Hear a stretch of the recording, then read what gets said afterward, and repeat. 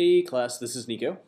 Welcome to week 2, 3, however you want to look at it, of self-branding through social media. The topic of discussion this week is, are you an entrepreneur? The reason that I bring this up, and it's kind of one of those things where you could say, oh, well, what does that actually have to do with self-branding? It has a lot to do with self-branding. The reason that I bring it up is because in the society that we live in today, there it's no longer expected that anybody is going to get a job, stay at a company forever, and retire there. That's now the anomaly and not the norm. Whereas people of my parents' generation and their generations and generations before that, that was the protocol. That's what everybody did. That was the plan. So now it's almost expected for you to jump around. It's fine. It's okay. There's nothing wrong with it. You're allowed to change your mind. And in fact, you are seen as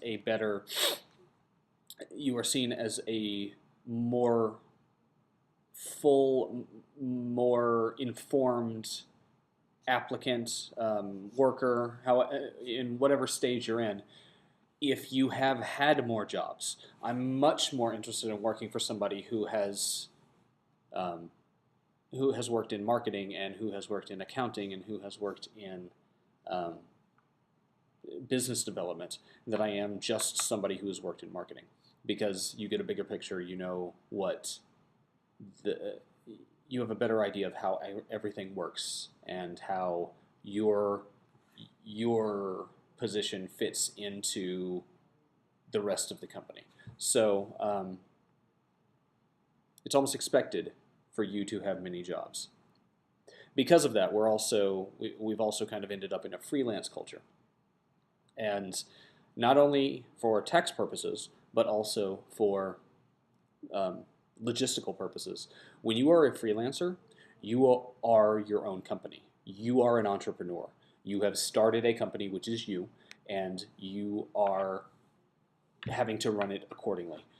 Um, there is a level of entrepreneurship in everything that we're doing nowadays, and I think it's very important for people to realize that. And it's very important to realize that you need to run yourself and you need to run your brand as if you are an entrepreneur. You need to put yourself out there. You need to focus on the things that make a good entrepreneur successful, and you need to approach it accordingly. I'm not saying you have to start your own business.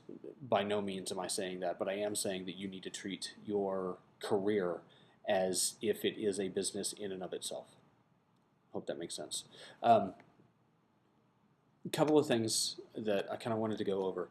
There's a handful of you can Google top 10, top 25 elements of being an entrepreneur, what makes a good entrepreneur, whatever.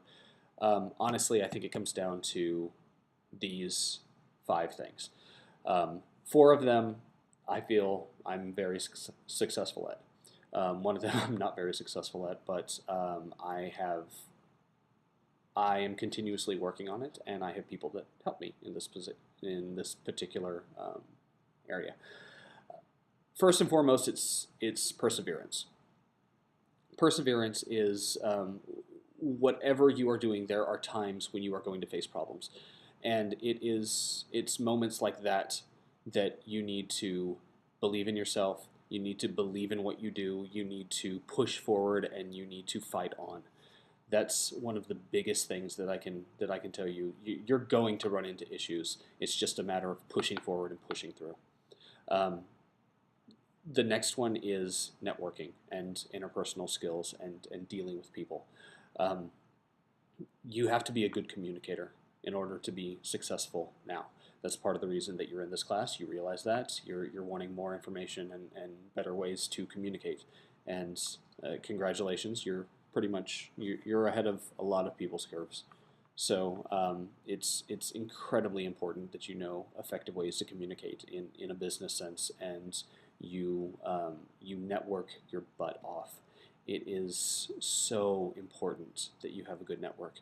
It is so important that you realize it is not what you know. The adage is, it's not what you know, it's who you know. I think that's wrong. It's not what you know, it's who knows you. So I'm going to probably say that several times throughout the semester. It is not who you know, it's who knows you. So be known, become known.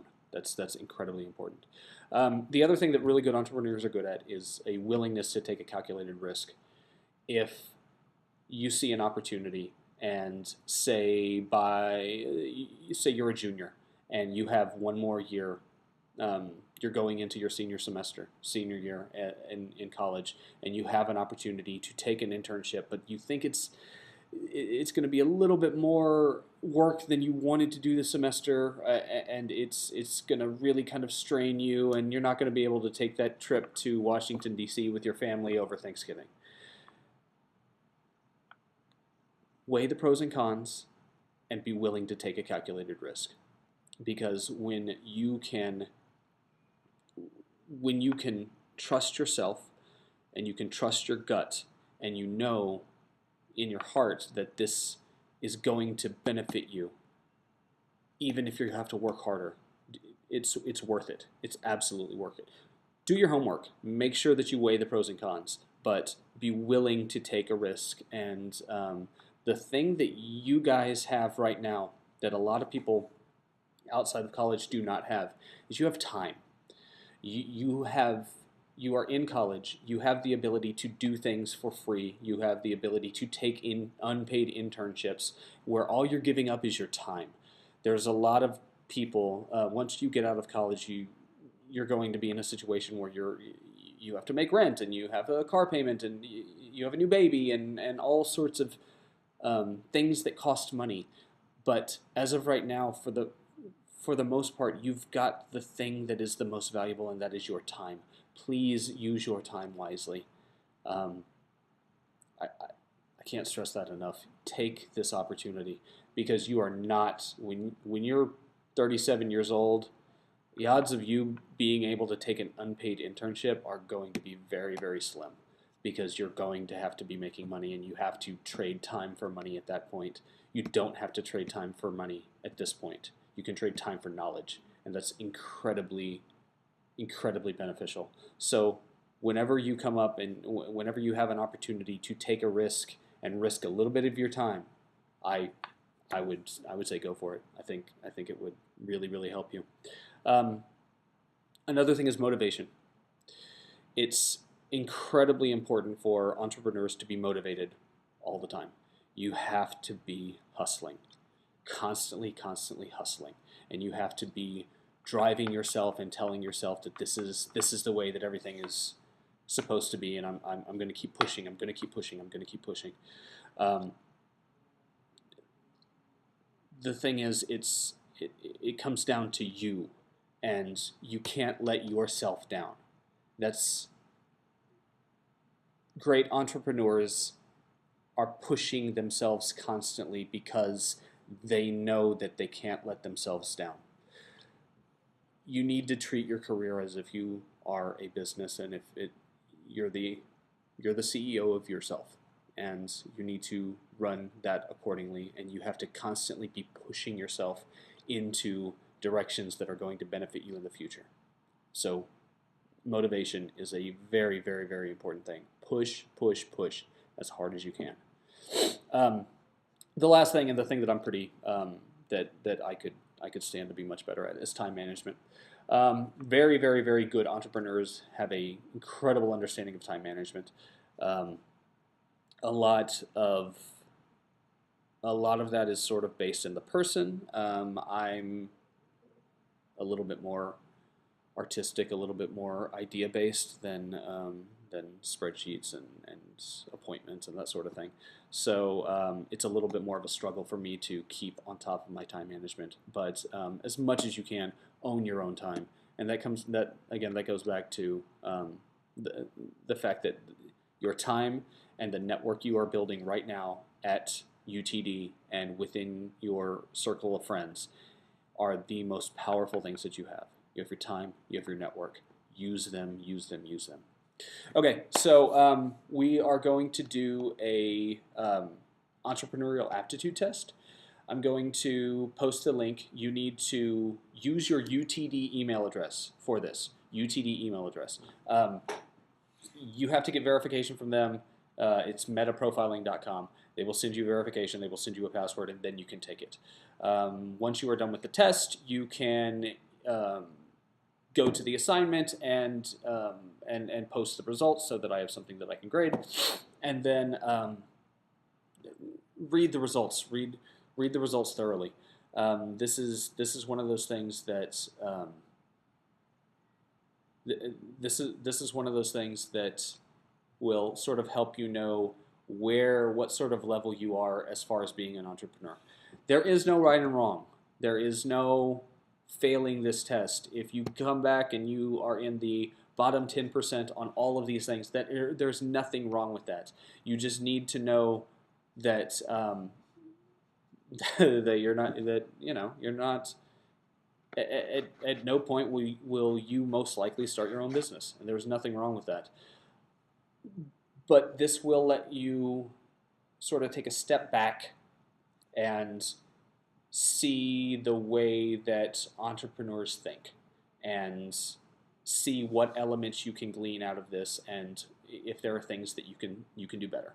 So there is no right and wrong. There is just it's an assessment. This will let you know what sort of proclivities you have. There is no right and wrong. Please do not think that there is a right and wrong on this thing. There's not. Promise. Okay, we're going to do that. The other thing is I'm going to post a video from my digital marketing class, which is setting up a Hootsuite account. What I want you to do on the Hootsuite account is the video is going to go through how to set up a Hootsuite account, how to do searches, how to do real-time searches, those sorts of things. What I want you to do is set up the Hootsuite account with you as the client. So every time I'm talking about the client in this video, it's a video from last semester. Every time I'm talking about that, it is you, okay? So you are the Twitter account, you are the Facebook account, you can set up your LinkedIn. Hootsuite is an incredibly valuable source, and it's going to give you a place to sort of a command center for everything if you want to treat it that way. And it's something that you should know about. There are ways that you can be multitasking, and you can be posting on Facebook and on Twitter at the same time. And this is one of the better tools online that can help you save a lot of time. So I want you to check out Hootsuite. I want you to set up your Twitter account, your LinkedIn account, your Facebook account, to have them all installed on your Hootsuite account. And then you're going to post a screenshot of your Hootsuite so that I can see that you've done it correctly and you've got the right number of searches and those sorts of things. So if you have any questions, send me a tweet or shoot me an email. And yeah, thank you so much.